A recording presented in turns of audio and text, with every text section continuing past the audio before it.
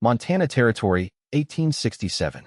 The last traces of winter snow clung to the Bridger Mountains as Kieran Calloway drove his herd toward the high country. At 24, he rode tall in the saddle, his lean frame hardened by seasons of work, his face sun-bronzed but youthful beneath his wide-brimmed hat. The warming spring air carried promises that Kieran had long since stopped believing. "A man out here lives and dies by his own hand," he told his horse, a chestnut gelding that flickered its ears back in familiar response. "The frontier doesn't care for dreams or tender feelings." It was the truth he'd learned watching his father die of fever in their wagon 10 years ago, just 50 miles from their destination. The truth hammered home when the family that took him in lost everything to raiders. The Montana Territory demanded strength and solitude. Vulnerability was weakness. Attachment was foolishness. A smart man kept to himself, worked his claim, and never depended on anyone else's presence to make life worth living. Kieran had built his small spread with this understanding. A modest ranch nestled in a protected valley, with good grazing and a steady stream. He ran 200 head of cattle and kept to himself, trading in town only when necessary, avoiding entanglements. He hired seasonal hands, but never formed friendships. His nearest neighbor was 4 miles away, and that suited him fine. "More coffee, boss?" asked Teddy, the youngest of the 3 cowhands he'd hired for the spring drive. "No." Kieran stood, buckling his gun belt. "Get some sleep. We move out before dawn." As he walked away from the campfire, Kieran felt the familiar hollow ache beneath his ribs. 3 years on his own land, and yet peace eluded him. Each night brought dreams of something he couldn't name, something beyond survival. He told himself it was ambition, to expand his herd, perhaps build a proper ranch house instead of his sturdy but simple cabin. But in the quiet moments between sleep and waking, he knew the truth. His cabin, built with his own hands, felt too large for one man alone. Kieran was returning from delivering cattle to Fort Ellis when he first saw her. May 1867. The afternoon sun slanted across Bozeman's dusty Main Street, and he was eager to finish his business and start the 2-day ride back to his ranch. That's when the stagecoach arrived, wheels throwing dust as it lurched to a halt before the hotel. The first passengers to disembark were a banker type and his wife, followed by a traveling salesman. Then she appeared in the doorway, and Kieran stopped mid-stride. She was young, perhaps 20, with honey blonde hair partially visible beneath a modest blue bonnet. Her traveling dress, though dusty from the journey, was of good quality, a deep green that matched her eyes when she glanced up and accidentally met his gaze. In that momentary connection, something shifted in Kieran's chest. She smiled briefly, politely, then looked away as she stepped down with the driver's assistance. "Miss Olivia Neill," the stage driver called, handing down her valise. "Welcome to Bozeman." Kieran meant to continue toward the general store, but his feet wouldn't move. Something about her face, not just its obvious beauty, but a quiet determination, perhaps even a hint of sadness behind her smile, held him transfixed. She thanked the driver and turned toward the hotel, then paused, seeming momentarily lost. Her shoulders squared as she took a deep breath, and in that small gesture Kieran recognized something familiar. Courage in the face of uncertainty. "Miss Neill." A plump woman bustled from the hotel. "I'm Mrs. Henderson. We received your letter about the teaching position." "Yes, thank you for meeting me." Her voice carried across the street, clear and educated with an Eastern accent. Kieran finally forced himself to move on, but his planned errands suddenly felt trivial compared to learning more about Bozeman's newest arrival. That evening, he sat at the far corner of the hotel dining room, nursing a coffee. He'd invented reasons to delay his departure, supplies that couldn't wait, a potential buyer for fall cattle he should speak with. Lies he told himself while waiting for another glimpse of the young teacher. She entered with Mrs. Henderson, looking refreshed after the journey. Her hair was properly pinned now, golden in the lamplight, and she'd changed into a simpler blue dress. At 24, Kieran had noticed pretty women before, but none had ever made him invent excuses to linger in town. "We're so fortunate to have you," Mrs. Henderson was saying. "When the school board received your credentials from that Boston academy, well, a real educated lady teacher is just what our growing community needs." "I'm grateful for the opportunity," Miss Neill replied. "After my father passed, there was nothing keeping me in Massachusetts." Kieran listened to fragments of their conversation. Her journey west, the school term beginning in 2 weeks, the arrangements for her boarding with the minister's family. In those stolen moments, he learned she was educated, brave enough to travel alone across the country, and apparently alone in the world. Like him, the thought struck with unexpected force. Here was someone who understood what it meant to make your own way. Yet unlike him, she hadn't withdrawn. She'd traveled toward something new. When she laughed at something Mrs. Henderson said, the sound cut through Kieran's carefully constructed defenses. Before he could think better of it, he approached their table, hat in hand. "Pardon the interruption, Mrs. Henderson," he said. "I heard you mentioning the school. My ranch isn't far, and I've been meaning to contribute to the school fund." Mrs. Henderson beamed. "How thoughtful, Mr. Calloway. Miss Neill, this is Kieran Calloway, one of our local ranchers." "Miss Neill." Kieran nodded politely, struck by her clear green eyes up close. "Mr. Calloway." Her smile was reserved, but genuine. "Any friend of education is a friend of mine." Kieran rarely felt awkward. He'd faced down rustlers and survived blizzards. But standing before this composed young woman, he struggled for words. "Welcome to Montana Territory. It's different from Boston, but there's good people here." "I'm discovering that," she said, her expression warming slightly.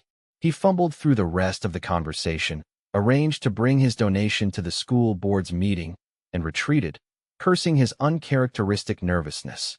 That night, camped halfway back to his ranch, Kieran stared at the stars and admitted an uncomfortable truth. For the first time since claiming his land, he was thinking about someone else's place in the world. Wondering about her story. Wondering if she would find Montana to her liking. Wondering if the territory would be harsh or kind to Olivia Neill. The school term began, and Kieran invented reasons to visit town. He brought in small cattle drives when a letter would have served. He timed his trips for midday, when students might be outside the schoolhouse during their lunch hour.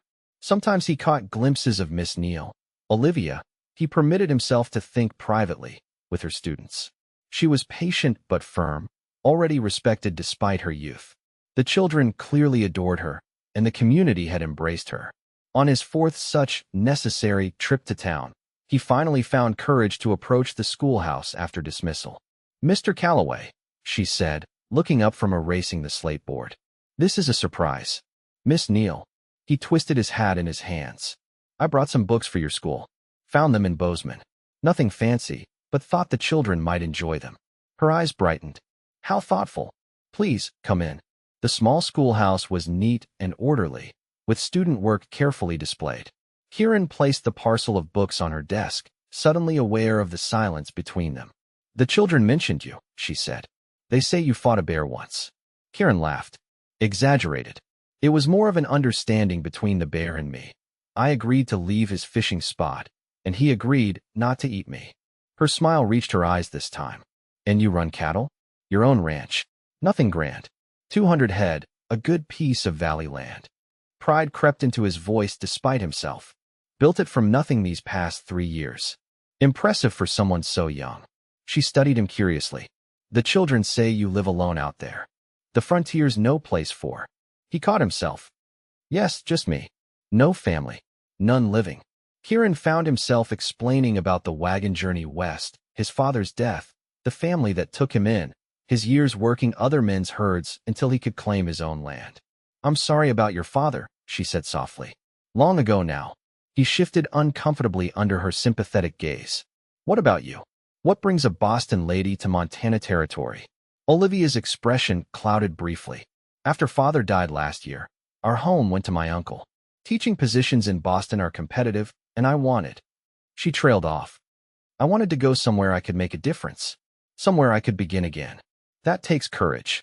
Or desperation," she said with a small, self-deprecating laugh. "Perhaps both." Their conversation continued as she locked up the schoolhouse. He found himself offering to walk her to the minister's house, where she boarded. Along the way, they discovered shared interests in literature and a mutual love of horses. "I miss riding," she admitted. "Father taught me as a girl, but ladies in Boston rarely have such opportunities." "Plenty of opportunity here," Kieran said. "Territories full of horses needing exercise. Are you offering to let me ride one of yours, Mr. Calloway?" Her tone was teasing, but her eyes held genuine interest. Sunday after church, he heard himself saying, "Weather permitting, I could bring an extra mount."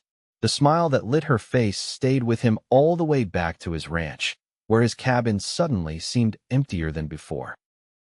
Summer brought thunderstorms and wildflowers to the valley. Kieran expanded his modest home, adding a proper bedroom instead of sleeping in the main room as he'd done since building the place. He told himself it was about time, now that he was established. The fact that he'd measured the windows to catch the morning light, the way a woman might appreciate, was coincidence. He and Olivia had fallen into a pattern. Every other Sunday after church, weather permitting, they'd ride through the countryside. Sometimes they'd bring a picnic lunch prepared by the minister's wife. Their conversations flowed more easily with each outing, moving from local matters to deeper subjects. "Did you always want to be a rancher?" she asked one July afternoon as they rested their horses by a stream.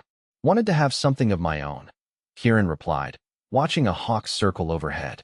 "After my father died, I lived on other people's charity, worked other men's land.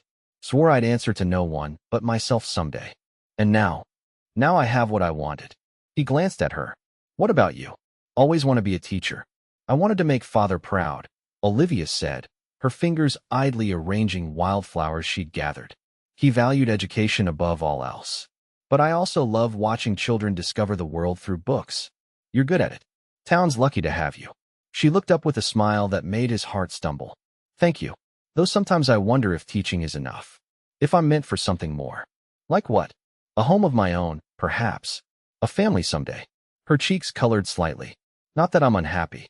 The minister's family has been wonderful, and the community is so welcoming." "You planning to stay, then?" Kieran tried to keep his tone casual. "I signed a 1-year contract. Beyond that." She shrugged. "Boston holds nothing for me now.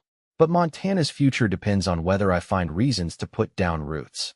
The implications of her words hung between them, neither quite brave enough to acknowledge them directly. As summer progressed, Kieran found himself working with renewed purpose. He expanded his herd, improved his fencing, and added a covered porch to his cabin. If the hands he hired noticed the changes, they were wise enough not to comment. In town, people had begun to notice his interest in the teacher. Mrs. Henderson gave him knowing smiles. The general store owner asked after Miss Neill whenever Kieran came by. Even the minister made a point of mentioning how much their community valued permanent settlers who build families and futures here. Kieran ignored them all. What was growing between him and Olivia was private, precious, and, most terrifying of all, not something he could control through sheer will or hard work. The first test came in August, when Olivia fell ill with a summer fever that swept through town. Kieran heard the news while delivering cattle to Fort Ellis and rode through the night to reach Bozeman. He paced outside the minister's house until Mrs. Parsons, the minister's wife, came out to update him. "The doctor says she'll recover, but she's very weak," the older woman said kindly. "The fever broke this morning. Is there anything she needs?" Kieran asked, feeling helpless. "Just rest now. But I'll tell her you came." Mrs. Parsons studied his worried face. "She speaks of you often, Mr. Calloway." "Does she?" He couldn't hide his eagerness. "Indeed. You've made quite an impression on our Miss Neill." For 3 days, Kieran remained in town, neglecting his ranch to bring fresh fruit from the general store and wildflowers from the meadow. On the 4th day, Olivia was well enough to sit on the minister's porch, wrapped in a shawl despite the summer heat. "You shouldn't have worried so," she said, her voice still weak but her eyes bright. "I'm much stronger than I look." "I know that," Kieran said, "but I worried anyway. The ranch can manage." He met her gaze directly. "Some things matter more." The admission hung between them, the first acknowledgement that something had shifted in Kieran's carefully ordered world. "Thank you," she said softly, "for the flowers. And for caring."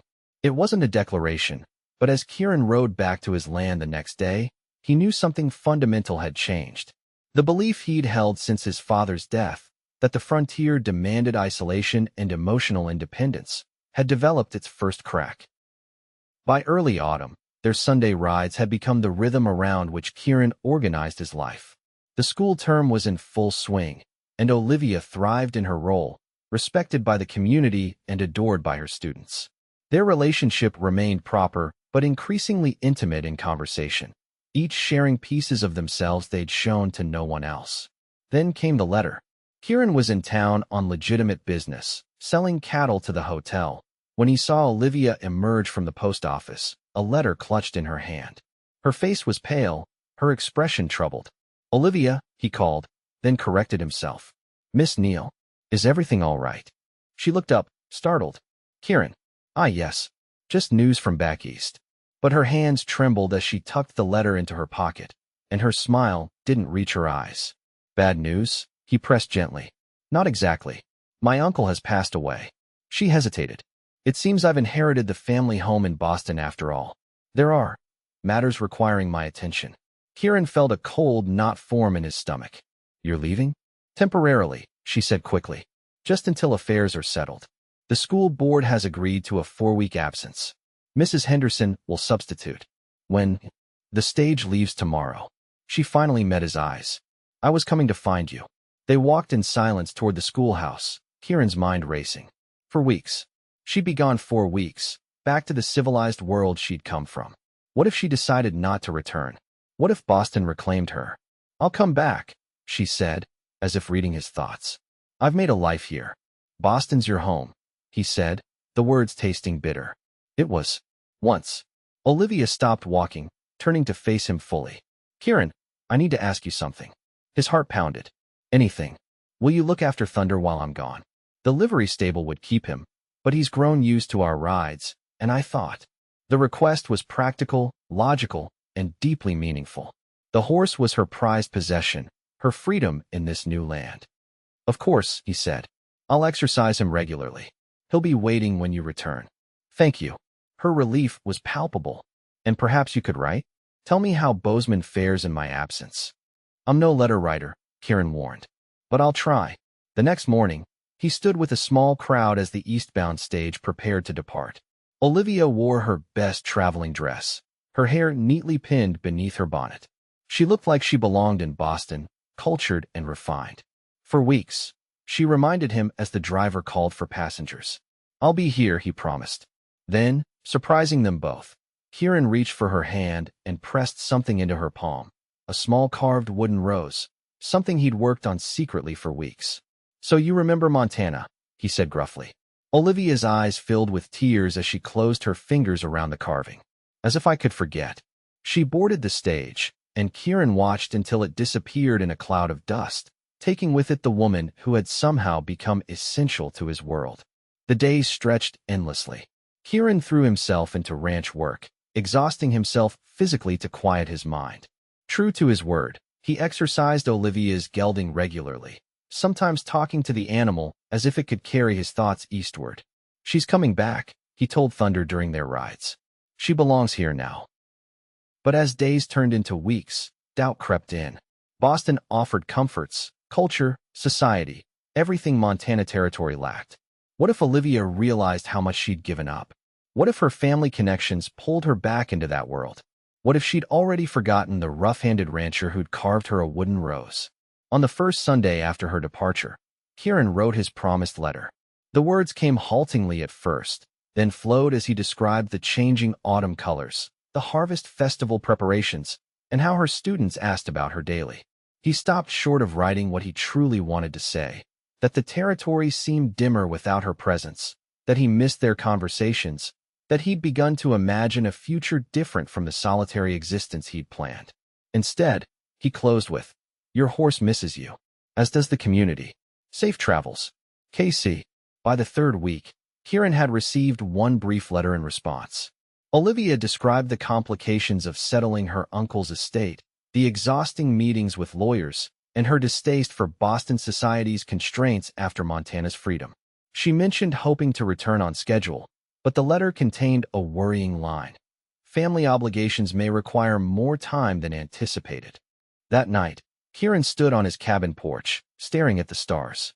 The valley spread before him, his cattle visible as dark shapes in the moonlight. Everything he'd worked for, everything he believed was enough. "It's not enough anymore," he admitted aloud.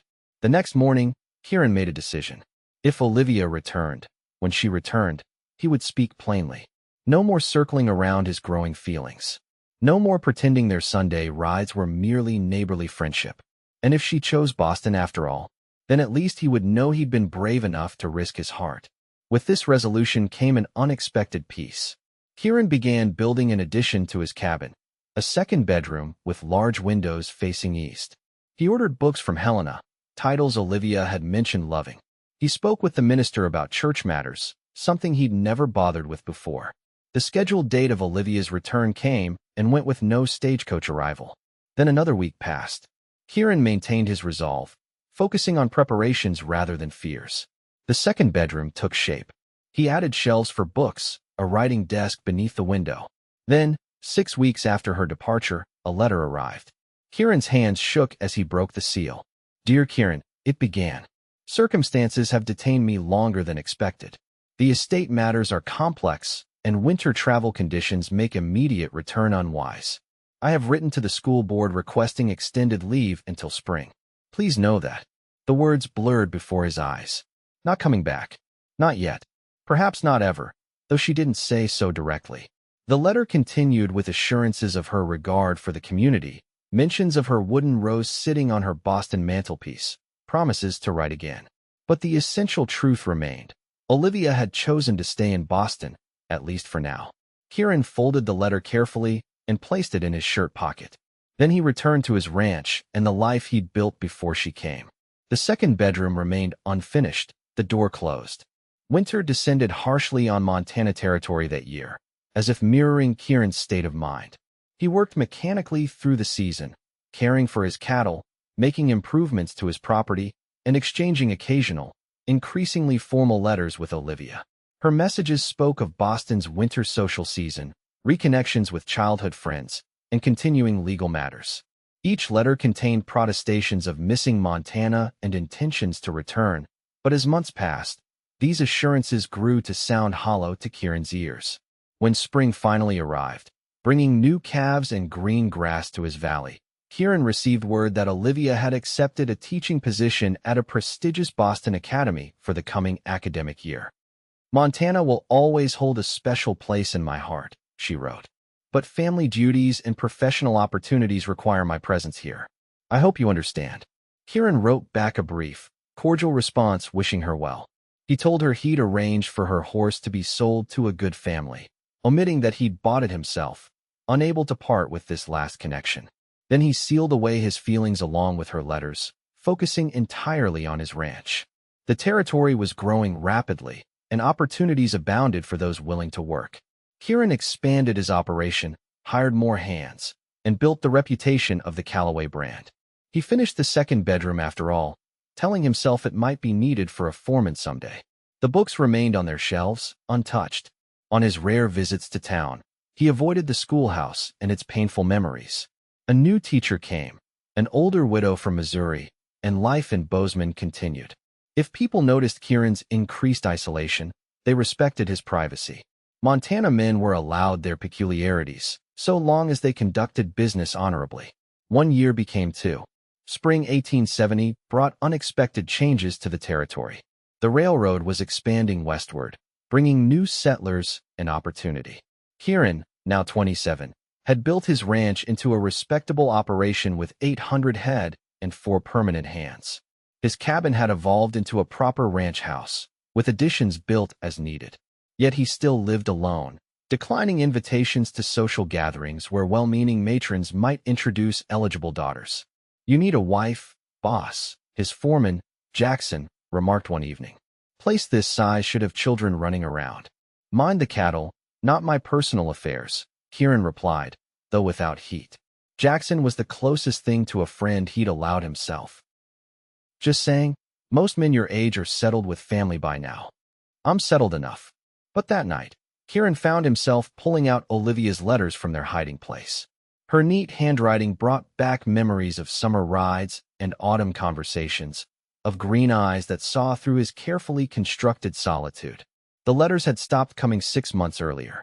Kieran assumed she'd finally recognized the futility of maintaining connections to a place and people she'd left behind. He'd heard through town gossip that she'd become engaged to a Boston lawyer, though he couldn't verify the information. The next morning, Kieran rode into town for supplies, his mind still unsettled from revisiting the past. He was loading provisions into his wagon when he noticed a commotion near the stage depot. "Kieran Calloway," Mrs. Henderson called, bustling toward him. "Have you heard the news?" "What news?" he asked, securing a flour sack. "She's coming back. Our Miss Neill." "Well, I suppose she's Miss Neill again now." The woman fanned herself excitedly.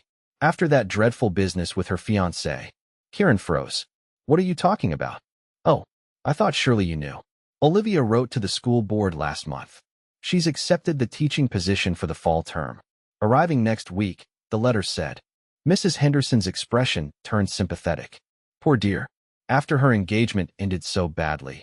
I imagine she needed a fresh start." Kieran managed to ask appropriate questions, learning that Olivia's engagement had apparently ended under scandalous circumstances involving the fiancé's gambling debts and inappropriate behavior. The Boston society that had welcomed her back had quickly turned cold after the broken engagement. The board was delighted to offer her the position again, Mrs. Henderson continued. "The children have never taken to Mrs. Winters the way they did to Miss Neill. Such a natural teacher." Kieran completed his business in town mechanically, his mind racing. Olivia was returning. Not for him.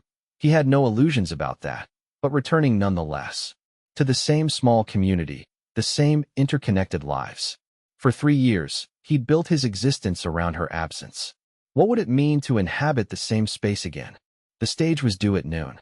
Kieran told himself he wouldn't go to town, wouldn't be part of the welcoming committee that would surely form. He had ranch business to attend to, cattle to check, fences to mend. Yet at 11 o'clock, he found himself saddling Thunder, still technically Olivia's horse, though he'd come to think of the gelding as his own. The animal seemed to sense something significant, prancing eagerly as they set out. Kieran positioned himself on the hillside overlooking the road into town. Far enough to remain unnoticed, close enough to confirm her arrival. Just to know she was safely back, he told himself. Then he could return to his life. The stage appeared right on schedule, a cloud of dust marking its approach. Kieran watched as it rolled into town and came to a stop. Passengers began to disembark. A man in a business suit, a young couple, and finally, a slender figure in a traveling dress the color of summer wheat. Even at a distance, he recognized her immediately. Olivia stood for a moment beside the stage, looking around as if getting her bearings. Her honey blonde hair was partially visible beneath her hat, and she carried the same valise she'd had 3 years earlier. Mrs. Henderson rushed forward to greet her, followed by several other townspeople. Olivia smiled and nodded, accepting their welcomes with apparent gratitude. She looked tired but composed, every inch the proper Eastern lady. Kieran had seen enough. She was here, safe, surrounded by the community that had missed her. He turned Thunder toward home, determined to maintain the boundaries he'd established in her absence. Life would continue as before. Montana territory was growing. They need not cross paths often. But as he rode, an unexpected sense of possibility unfurled within him, like the first green shoots after winter. Not hope exactly. He wasn't foolish enough for that, but acknowledgement that the world contained surprises, that stories didn't always end where you thought they would. For 2 weeks, Kieran successfully avoided town. He sent hands for supplies and conducted business through intermediaries. The valley kept him busy, and he told himself the situation was temporary. Eventually, seeing Olivia would become ordinary, unremarkable. Then came the fire. A lightning strike hit the schoolhouse during an early summer storm. By the time the town organized a bucket brigade, the roof was fully engulfed. No one was injured. The building had been empty, but by morning, Bozeman's schoolhouse was a charred skeleton. Word reached Kieran through one of his hands returning from town. The community was meeting that afternoon to discuss rebuilding before the fall term. Without thinking through the implications, Kieran saddled his horse and rode to town. The meeting was held in the church, the only building large enough to accommodate everyone concerned. Kieran slipped in quietly, taking a position at the back just as the mayor was explaining the situation. "Materials and labor will be our biggest challenges," the older man was saying. "With the railroad construction drawing workers, wages are high. What about the children's education in the meantime?" someone called out. "I've offered the church," the minister said, "but it's not ideal for daily lessons." "We could rotate homes," Mrs. Henderson suggested. "Different families hosting different age groups." From his position, Kieran could see Olivia sitting near the front, listening intently. She wore a simple blue dress, her hair neatly arranged. When she stood to speak, the crowd quieted respectfully. "I appreciate everyone's concern for continuing education," she said, her clear voice carrying through the room. "Whatever solution we find, I'm prepared to adapt the curriculum. My concern is having a proper facility before winter." Her practical approach, her obvious commitment to her students. These were the qualities that had first drawn Kieran to her. He found himself moving forward, drawn by some force beyond his control. "I have lumber," he said, his voice cutting through the discussion. Heads turned, and he saw Olivia's eyes widen as she noticed him for the first time. "And men who can help build. We were planning barn expansions, but the schoolhouse takes priority." The mayor looked surprised but pleased. "That's generous, Calloway. With materials, we could organize volunteer labor from the community." "My men know construction," Kieran continued, still looking at Olivia. "We can supervise. Get it done before the term starts." "Wonderful," the minister exclaimed. "With Calloway's lumber and expertise, we could have a new schoolhouse by September."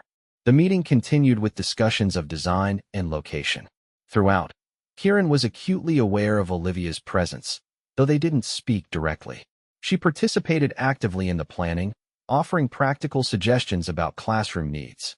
When the meeting adjourned, Kieran intended to leave immediately.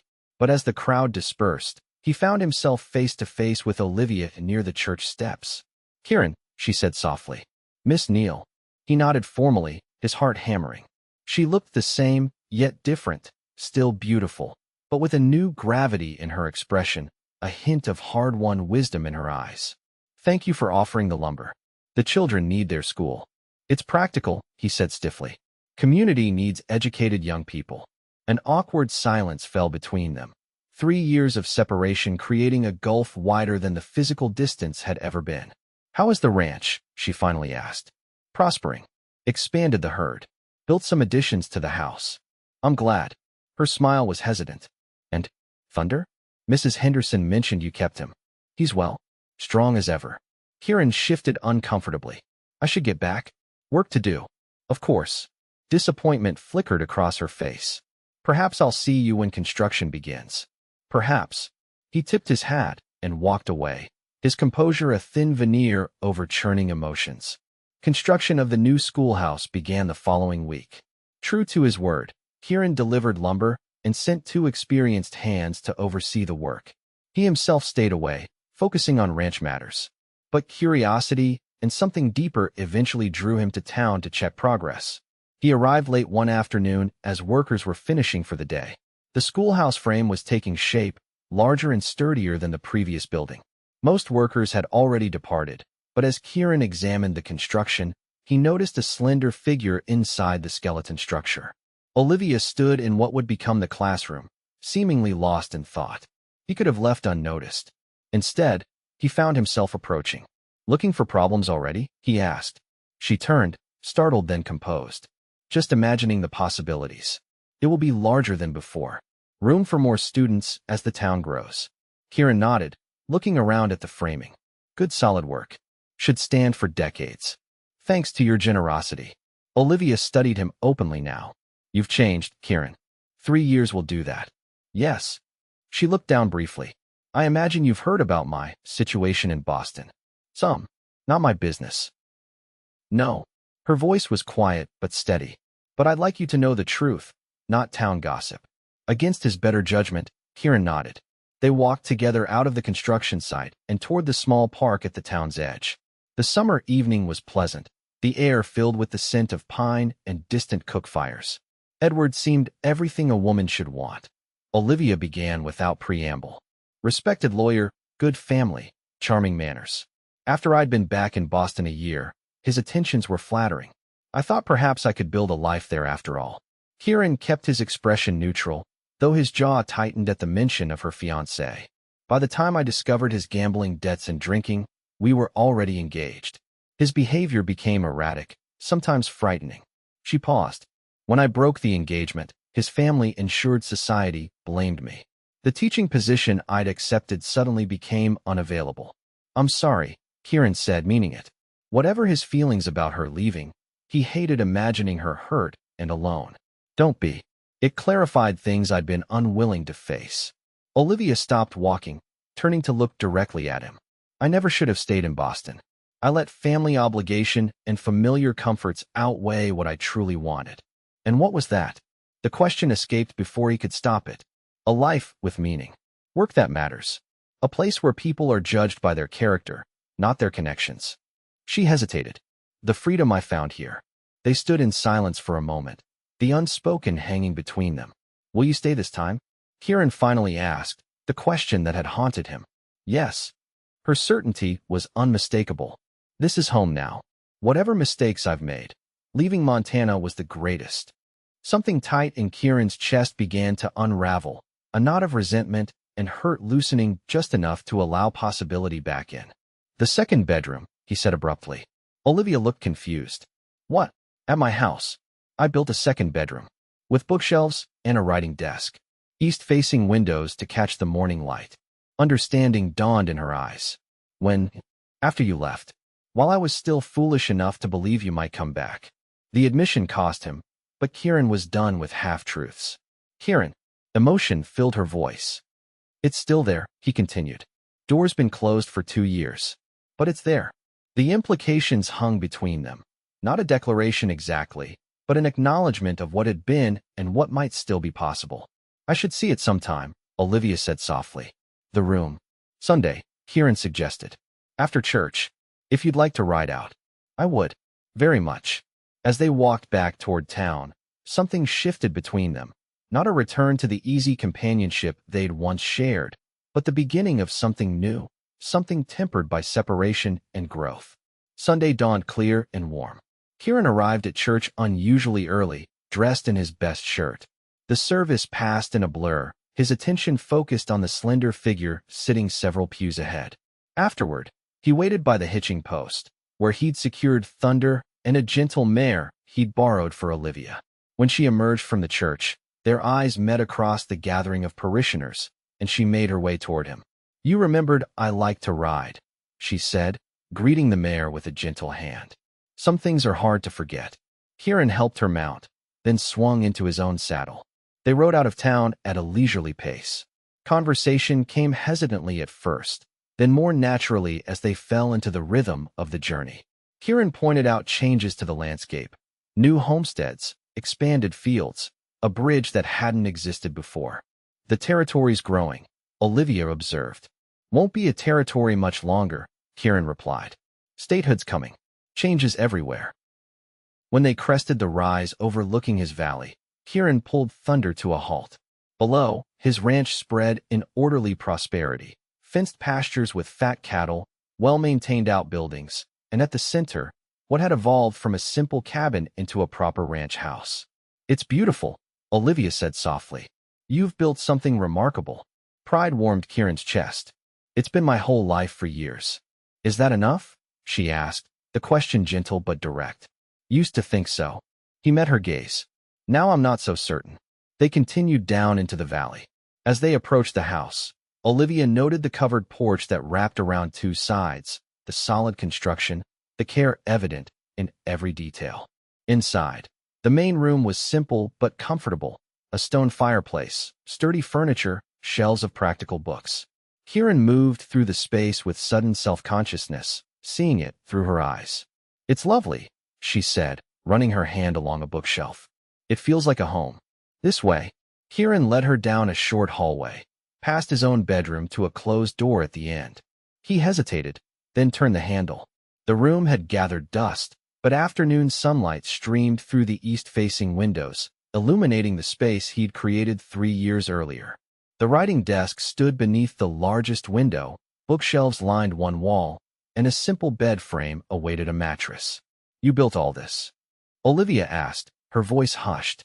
After you left. Foolish, I suppose. No.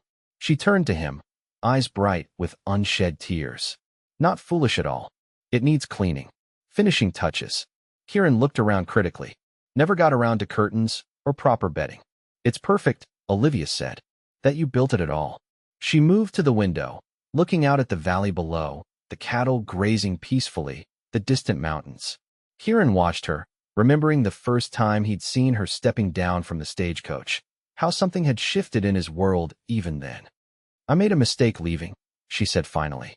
"I've regretted it every day." "You had reasons." "Poor ones." Olivia turned to face him.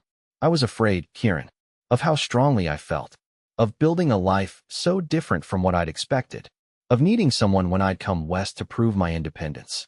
And now I understand that independence doesn't mean isolation, that needing someone can be strength, not weakness." She took a step toward him. "If I haven't ruined everything, I'd like another chance." The wall Kieran had built around his heart these past 3 years crumbled completely. He closed the distance between them, taking her hands in his. "The cabin was always too big for one," he said. "Built for two from the beginning, though I didn't understand that then." "And you waited," Olivia whispered. "Would have waited longer," Kieran admitted. "Some things are worth waiting for." Their first kiss was gentle, tentative, an acknowledgement of the past and a promise for the future. When they parted, Olivia's eyes held the certainty Kieran had longed to see. "Welcome home," he said. "Montana, 1873. The valley bloomed with wildflowers as Kieran Calloway stood on the porch of his ranch house, watching the stage approach along the newly improved road. At 30, he'd grown into his role as one of the territory's respected ranchers, his operation now among the largest in the region. The stage rolled to a stop in the yard, and the driver tipped his hat respectfully. "Special delivery, Mrs. Calloway," he called. Olivia emerged from the house, her green eyes bright with excitement. At 26, marriage and motherhood had only enhanced her beauty. "Right on time," she said, descending the steps with care, one hand resting protectively over her rounded belly where their second child grew. The stage door opened, and a slender young woman stepped out, blinking in the bright Montana sunshine. "Elizabeth." Olivia hurried forward to embrace her younger sister. "Welcome to Montana at last." "It's so vast," the newcomer said, looking around in wonder. "Your letters didn't do it justice." "Wait until you see the mountains up close," Kieran said, joining them. "Welcome to Calloway Ranch, Miss Neill." From the house came the sound of running footsteps, and a moment later, a dark-haired toddler barreled down the porch steps. "Papa, the stage is here," he announced unnecessarily. Kieran laughed, scooping up his son. "So it is, Thomas. Come meet your Aunt Elizabeth." The young woman's face softened as she greeted her nephew. "He has your eyes, Olivia, but his father's determination, I think." "You have no idea," Olivia said wryly. "Come inside. You must be exhausted after your journey." As they moved toward the house, now a spacious, comfortable home with a schoolroom where Olivia still taught local children 3 days a week, Kieran paused to look over his domain. Cattle grazed on the hillsides, hands worked in the distance, and beside him walked the family he'd once believed impossible. Later that evening, after Elizabeth had been settled in the guest room and Thomas put to bed with stories of Boston that seemed more fairy tale than reality to the Montana-born child, Kieran and Olivia sat together on the porch swing, watching darkness settle over their valley. "Happy?" he asked, his arm around her shoulders, his free hand resting on the swell of their coming child. "Completely," Olivia answered, leaning into his embrace. "Elizabeth will love it here. Montana gets in your blood." "Like a fever," Kieran agreed, remembering how lost he'd felt during their years apart. "A beautiful fever." Olivia took his hand and placed it where their baby kicked vigorously. "Our daughter agrees." "Daughter, is it? You sound certain." "A mother knows." Olivia smiled up at him. "Besides, we already have our son. A daughter would balance things perfectly." Kieran nodded, thinking of the journey that had brought them here, from solitude to family, from isolation to connection. The cabin built for two had expanded to house the life they'd created together, and the second bedroom, once a symbol of hope abandoned, now served as their son's room. "I never thanked you," Olivia said suddenly. "For what?" "For building that room. For waiting. For believing in something I wasn't brave enough to trust at first." Kieran pulled her closer, kissing her forehead gently. "We both needed time. You to discover where you truly belonged, me to understand that strength isn't found in standing alone." The stars emerged overhead, bright in the clear Montana sky. Inside their home, a lamp burned in the window, the light Kieran had started placing there during Olivia's teaching days in town, a beacon to guide her home across the darkening valley. Now it burned every night, not from necessity but tradition, a reminder of journeys completed, and the certainty of return, of a cabin built for two that had become a home for many, and of a love strong enough to endure separation and worthy of patience.